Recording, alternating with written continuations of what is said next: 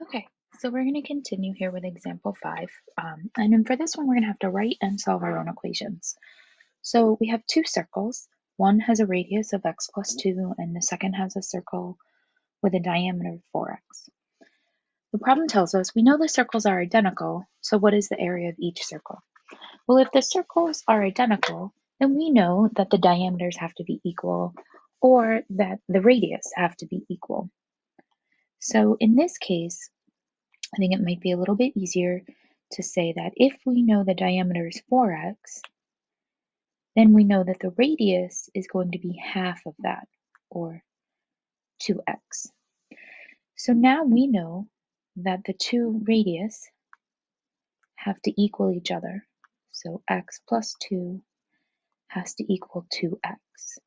We're going to solve. And notice that we have like terms. We have the 1x and the 2x. In order to solve this equation, we're actually going to have to subtract. So x plus 2 equals 2x. So we are going to subtract 1x from both the left side and the right side. They're on opposite sides of the equals, so I need to use the inverse or the opposite operations.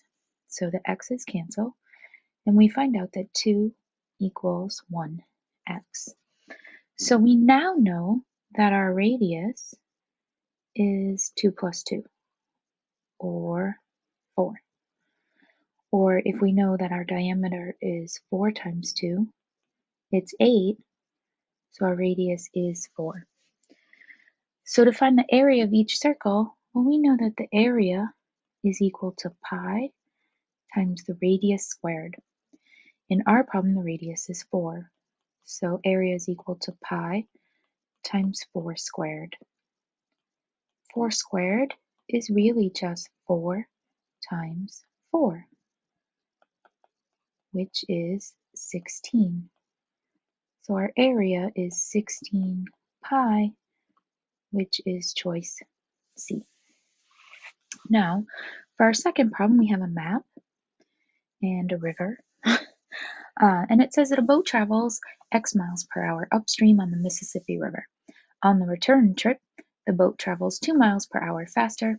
How far does the boat travel upstream?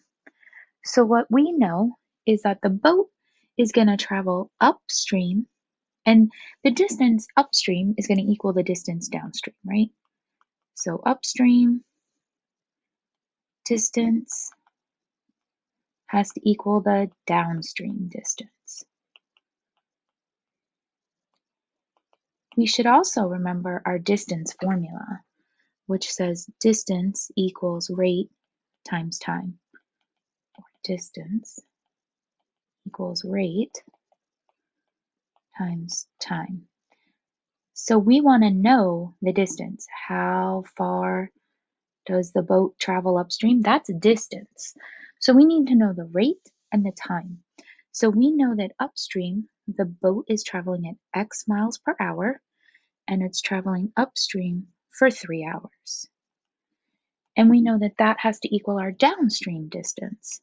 So here's our downstream distance, the 2.5 hours, but our rate on the return trip, the boat travels 2 miles per hour faster. So our downstream distance is going to be x plus 2. It's 2 miles per hour faster, but it's for 2.5 hours. So if we simplify this expression, we're going to get 3x equals 2.5x plus 5, because we distribute that 2.5. So in order to solve this, we need to subtract 2.5x. We will get 0.5x equals, that cancels, it's going to equal 5. So our next step is going to be to divide by 0.5. So that will cancel, and we find out that x will equal 5 divided by 0.5 is 10. So this gives us our rate. So now we know our rate, our x equals 10, but we still need to find the distance. So distance equals rate times time.